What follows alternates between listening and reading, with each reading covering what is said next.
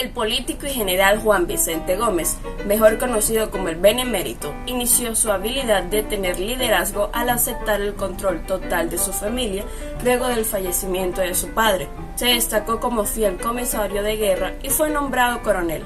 Al ser compañero de confianza con Castro en 1908, queda bajo el poder de la presidencia asignado por Castro debido a un viaje médico hacia Europa. Junto a sus aliados de la Restauración, comerciantes y ganaderos, creó un pretexto en contra de Castro para llevar a cabo un golpe de Estado.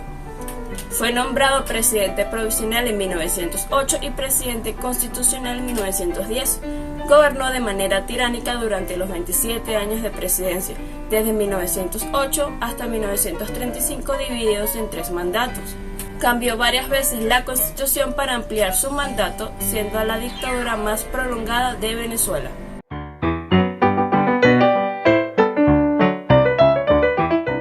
El gobierno del general Gómez se ve marcado por una serie de matices. Podemos destacar el comienzo de las cárceles en el país y una época de trabajo esperanzador. A su vez floreció la actividad intelectual y le dio importancia a la modernización del ejército. Se reorganizó la Escuela Militar de Caracas y los precios del café, el cacao y las exportaciones fortalecieron la economía.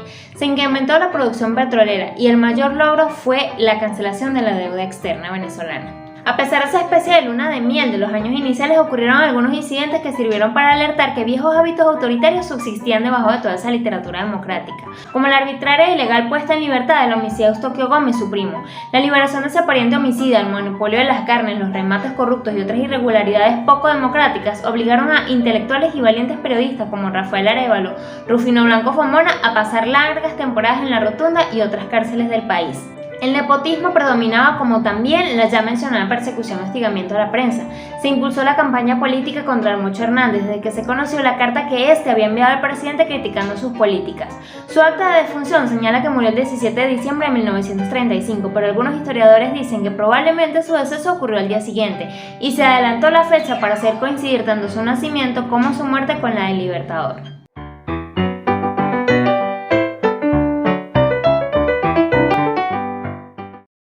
Buenos días, mi nombre es Arlenis Maricuto. El día de hoy les voy a comentar un poco sobre el nuevo liderazgo de López Contreras. Tras el fallecimiento del presidente Juan Vicente Gómez, cual fue el 17 de diciembre de 1935, López Contreras queda designado e encargado de la presidencia de la República.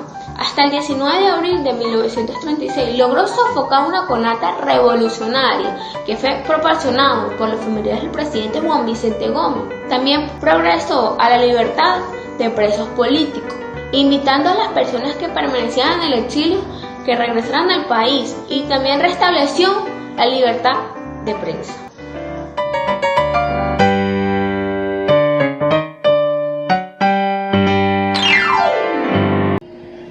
La huelga petrolera en Venezuela, iniciada el 14 de diciembre de 1936, fue la primera en su tipo y contó con la dirección de varios miembros del Partido Comunista de Venezuela, como lo eran Manuel Taborda, José Martínez Pozo, Luis Emiro Arrieta y Rodolfo Quintero. Consistió en el paro laboral de más de 20.000 trabajadores al servicio de las compañías petroleras transnacionales, quienes exigían mejores condiciones de trabajo, ya que las condiciones en la época eran aberrantes. Constantes accidentes y muertes laborales, condiciones insalubres, salarios excesivamente bajos, humillaciones laborales y carencia de beneficios. La huelga culminó de forma abrupta luego de una violenta represión militar y policial en contra de los trabajadores, tras la firma del decreto del presidente Eleazar López Contreras el 22 de enero de 1937, quien le puso fin al conflicto con el aumento de 1 bolívar al salario de los trabajadores.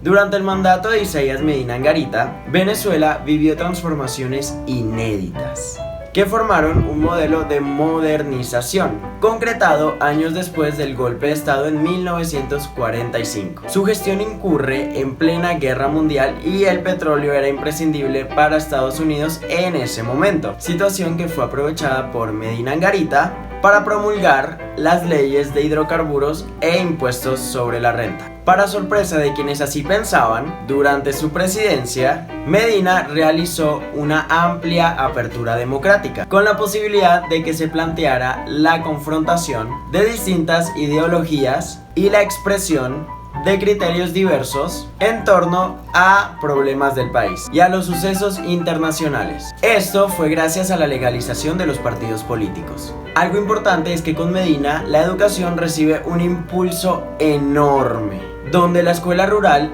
empieza a hacerse una realidad, ya que para ese momento 250.000 niños pudieron acercarse a escuelas primarias y 97 liceos impartieron educación a todo el país. O sea que esto significa que el analfabetismo se redujo en un 50%, lo cual fue una muy buena noticia.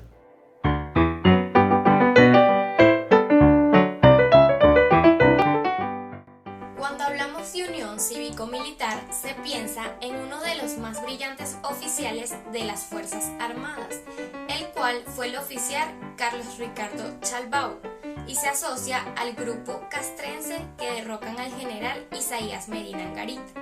El golpe de Estado de 1945 en Venezuela, conocido por sus partidarios como la Revolución de Octubre, fue un golpe de Estado cívico-militar en Venezuela contra el gobierno del presidente Isaías Medina Angarita, llevado a cabo por una coalición de las Fuerzas Armadas y el partido político Acción Democrática, que tuvo como representante a Rómulo Betancourt y Marcos Pérez Jiménez.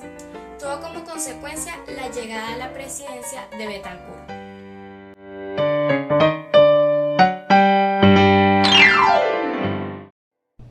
El derrocamiento de Rómulo Gallegos se dio entre febrero y marzo de 1948 debido a que existía una disputa política entre la oposición y la Acción Democrática. También existió una gran crisis. Gallegos se distanció incluso de gente de su propio gobierno, pero él siguió contando con Carlos Delgado Chalbaud. También a esto se le sumó el descontento que tenían las empresas petroleras con él. Al final, el 24 de noviembre de ese mismo año fue apresado y el 5 de diciembre expulsado del país. En cuanto al asesinato de Delgado Chalbaud, fue el 13 de noviembre de 1950 a manos de Urbina. Él fue secuestrado y fue asesinado en una casa en la urbanización de Las Mercedes en Caracas. Hasta el día de hoy, este es el único asesinato, magnicidio presidencial que existió en la historia del país.